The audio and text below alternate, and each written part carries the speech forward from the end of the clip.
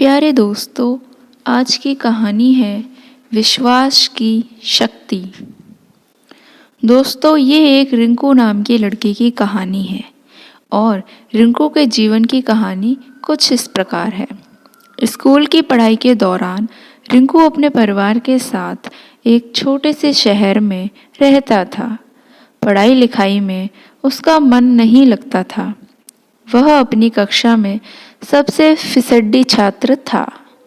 मुश्किल से किसी तरह पास होकर अगली कक्षा में पहुंचता था। स्कूल के बच्चों से लेकर मोहल्ले तक के लोग रिंकू का मजाक उड़ाने में कोई कसर नहीं छोड़ते थे। रिंकू की पढ़ाई में कमजोरी से उनके माता पिता भी बहुत दुखी रहते थे। पढ़ाई में पिछड़ने का दुख तो रिंकू को भी था, परंतु कोशिश करने पर भी पढ़ाई में उसका मन नहीं लगता था। हर तरफ से उपेक्षा और तिरस्कार से दुखी होकर अंत में रिंकू ने पढ़ाई छोड़ने का मन बना लिया। अभी वह 10वीं कक्षा में था। उसकी पढ़ाई की जो स्थिति थी उससे बोर्ड की परीक्षा में उसे पास करने की उम्मीद लगभग ना के बराबर थी। अपने जीवन से निराश रिंकू एक दिन जब स्कूल से घर लौट रहा था तो रास्ते में एक जगह रामायण की कथा हो रही थी। उस समय ओजस्वी स्वर में कथावाचक लंका कांड की व्याख्या कर रहे थे। कथावाचक के ओजस्वी स्वर से बुरे ख्यालों में खोया रिंकू भी बाहर आ गया और वह सम्मोहित होकर कथा स्थल की ओर चल पड़ा। कथा स्थल पर पहुंचकर वह जगह बनाते हुए आगे की पंक्ति में जा बैठा। रिंकू को देखकर कथावाचक मुस्कुराए और अपनी कथा को जारी रखा। रिंकू एकाग्रता से कथा के एक एक शब्द को सुन रहा था। इस समय कथावाचक कह रहे थे, समस्या बड़ी गंभीर थी। सागर तट पर भगवान राम की सेना के सभी योद्धा लक्ष्मण, हनुमान, सुग्रीव, अंगद आदि गंभीर सोच में डूबे हुए थे। जटायु से यह तो पता चल गया था कि रावण सीता को लेकर दक्षिण दिशा में उफनते समुद्र के पार स्थित अपने राज्य लंका में ले गया है, परंतु इस विशाल समुद्र को लांघकर लंका जाएगा कौन? समस्या विकट थी। तभी वहां की शांति सुग्रीव की आवाज से भंग हो गई। सुग्रीव ने प्रभु राम से कहा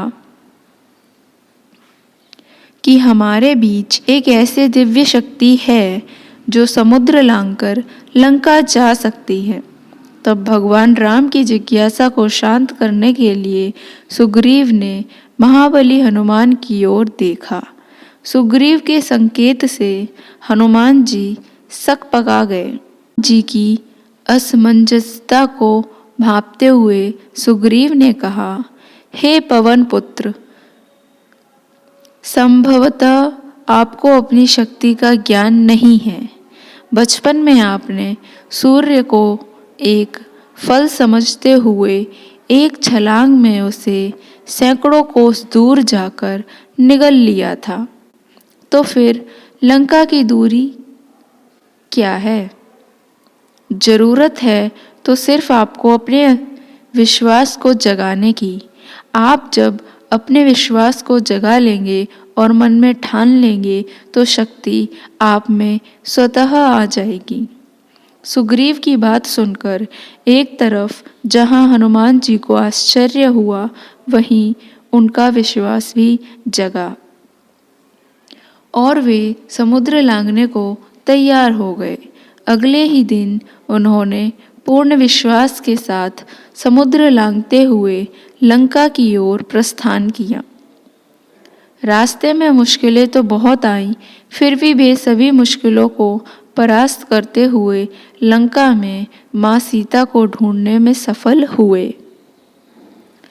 वहां कथावाचक के एक एक शब्द को मंत्रमुग्ध होकर सुन रहे रिंकू का नया जन्म हो चुका था।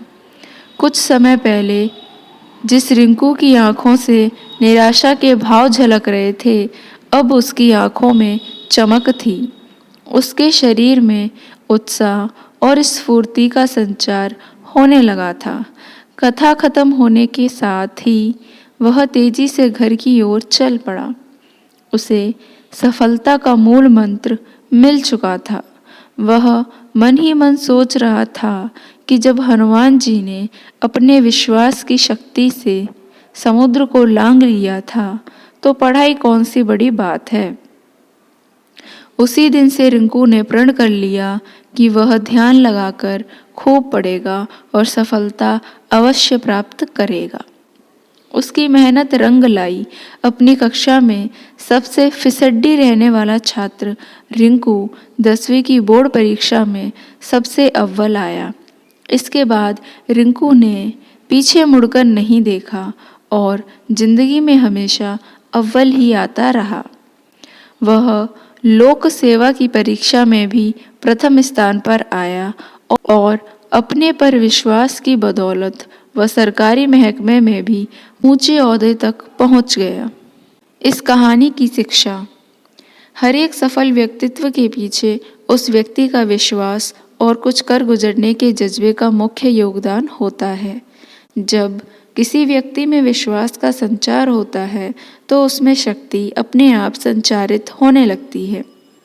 फिर जब तन और मन में शक्ति का संचार होता है तो मुश्किल काम भी आसान हो जाता है। यही तो जीवन में सफलता का मूल मंत्र है।